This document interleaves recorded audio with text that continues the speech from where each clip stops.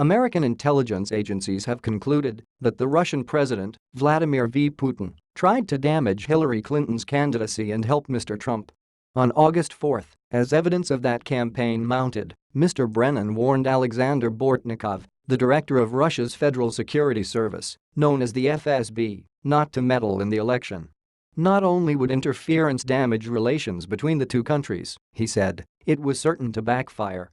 I said that all Americans, regardless of political affiliation or whom they might support in the election, cherish their ability to elect their own leaders without outside interference or disruption, Mr. Brennan said. I said American voters would be outraged by any Russian attempt to interfere in election. Mr. Brennan's warning proved futile. Though intelligence agencies are unanimous in their belief that Russia directly interfered with the election, it has become a divisive partisan issue, with Democrats far more likely than Republicans to accept the conclusion. President Trump has declared that Russia is fake news and tried to undermine the conclusions of his own intelligence services. He has also repeatedly tried to beat back news stories about his campaign's ties to Russia. White House officials tried to enlist the FBI and CIA to dispute stories early this year. Then, after the FBI publicly confirmed its investigation, Mr. Trump asked Dan Coats, the director of National Intelligence, and Michael S. Rogers, the director of the National Security Agency, to publicly deny any collusion between Russia and his campaign, according to two former American officials.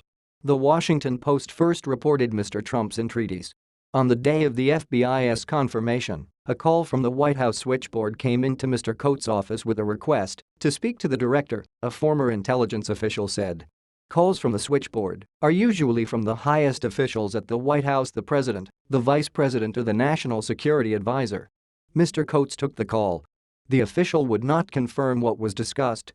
Mr. Coats, who testified Tuesday in a separate congressional hearing, declined to discuss his conversations with the president.